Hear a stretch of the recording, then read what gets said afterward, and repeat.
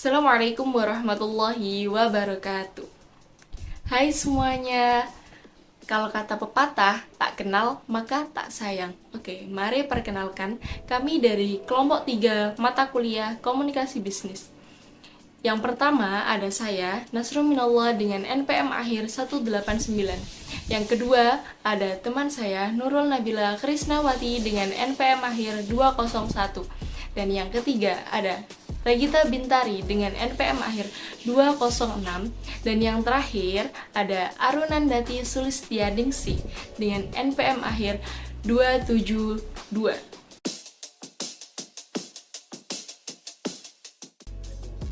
Halo teman-teman, jadi kami akan menjelaskan seputar materi lintas budaya bisnis. Nah, di sini kami sudah bersama dua dosen mata pengampu mata kuliah komunikasi bisnis, Pak Rusdi sama Bu Lia. Halo Pak.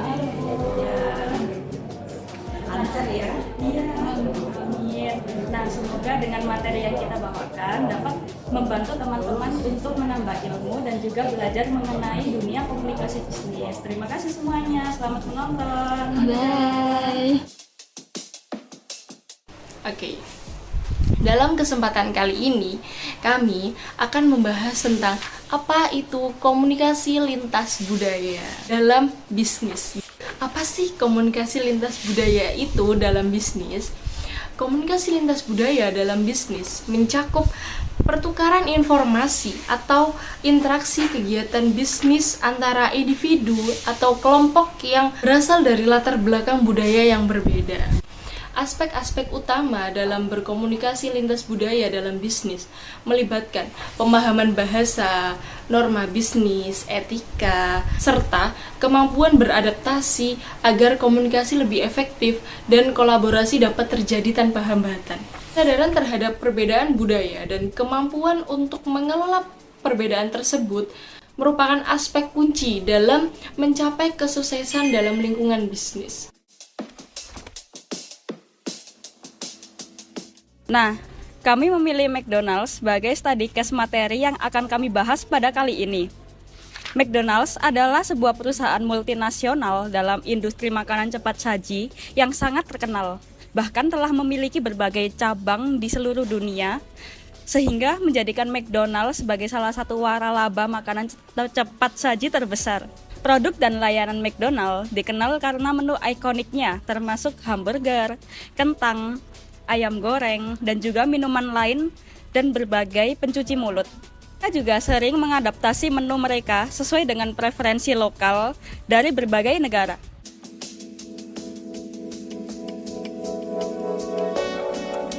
Dalam mengoperasikan bisnis lintas budaya, McDonald menghadapi beberapa hambatan. Di antaranya ialah yang pertama, perbedaan bahasa dan komunikasi. Bahasa adalah hambatan utama dalam komunikasi lintas budaya. Terjemahan yang tidak dapat akurat atau kesalahpahaman dapat terjadi sehingga mempengaruhi komunikasi internal dan eksternal. Yang kedua, ialah perbedaan selera dan preferensi konsumen. Selera makanan, kebiasaan makanan, dan preferensi konsumen sangat bervariasi di seluruh dunia. Donald harus beradaptasi dengan menu yang sesuai dengan selera lokal dan menghindari produk yang tidak sesuai dengan kebiasaan makanan setempat. Yang ketiga, norma etika. Perbedaan dalam norma etika bisnis dapat menciptakan tantangan. Apa yang dianggap etis di satu negara mungkin tidak selalu diterima di negara lain, dan McDonald harus beroperasi sesuai dengan norma setempat.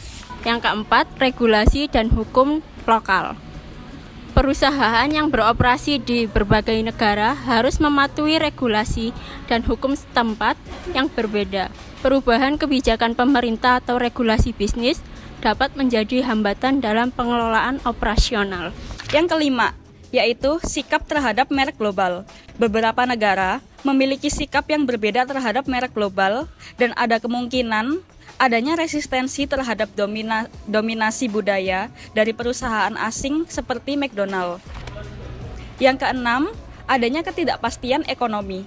Fluktuasi ekonomi di berbagai negara dapat mempengaruhi daya beli konsumen dan juga kinerja bisnis McDonald, sehingga menciptakan adanya ketidakpastian ekonomi dan dapat menjadi hambatan dalam perencanaan bisnis jangka panjang.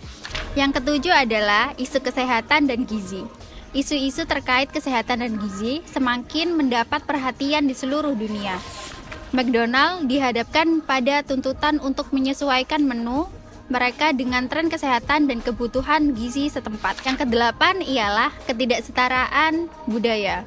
Tidak semua produk atau promosi yang sukses di suatu negara akan sukses di negara yang lain.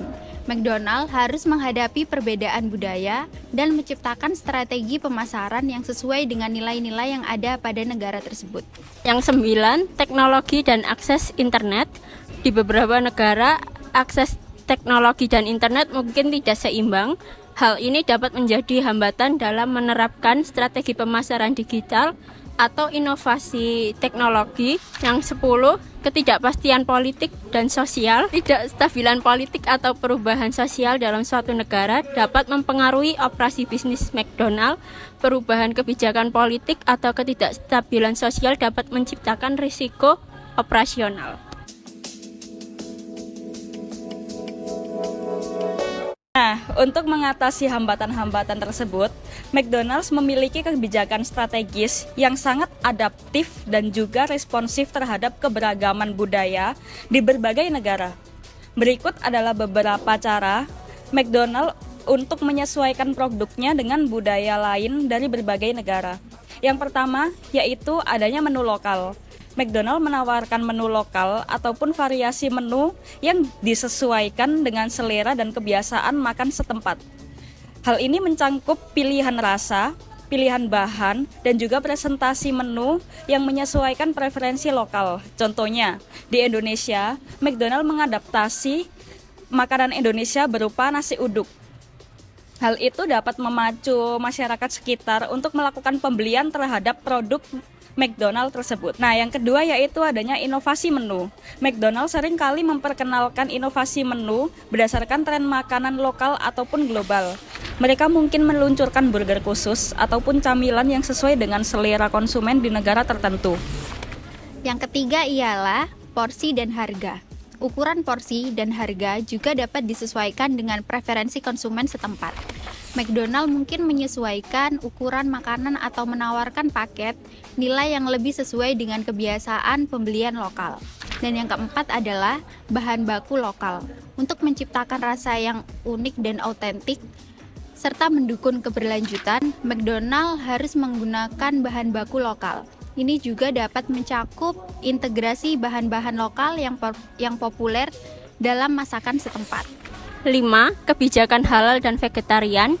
Di negara-negara dengan populasi yang mayoritas muslim atau vegetarian, McDonald menyediakan opsi halal dan vegetarian. Ini mencakup pemilihan daging halal dan menu yang tidak mengandung daging.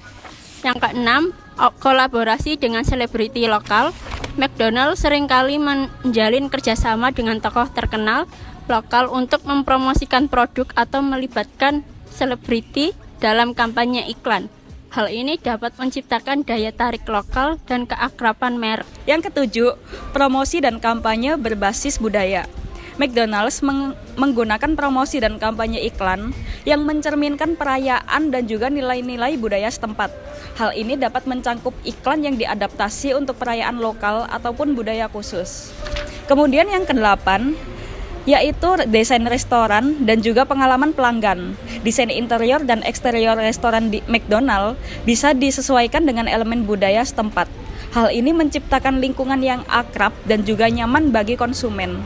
Contohnya seperti McDonald yang ada di Tulung Agung, desain interiornya mengadaptasi dari rumah tradisional yang ada di Indonesia, yaitu rumah joglo. Hal tersebut dapat mengundang daya tarik masyarakat untuk mengunjungi McDonald dikarenakan tempatnya dan juga desainnya yang terbilang cukup unik. Yang kesembilan ialah kemitraan dengan pemasok lokal. McDonald harus dapat membentuk kemitraan dengan pemasok lokal untuk memastikan pasokan bahan baku yang berkualitas dan mendukung ekonomi lokal. Dan yang ke-10 ialah adaptasi terhadap regulasi lokal. McDonald menyesuaikan operasinya dengan regulasi dan kebijakan lokal, termasuk aturan terkait makanan, kesehatan, dan ketentuan lainnya. Dengan pendekatan ini, McDonald tidak hanya menjadi pemimpin pasar global, tetapi juga mampu membangun koneksi lokal yang kuat dan relevan di setiap negara tempat mereka beroperasi. Pendekatan yang adaptif ini memungkinkan McDonald's untuk tetap menjadi merek yang diterima dan diakui di seluruh dunia.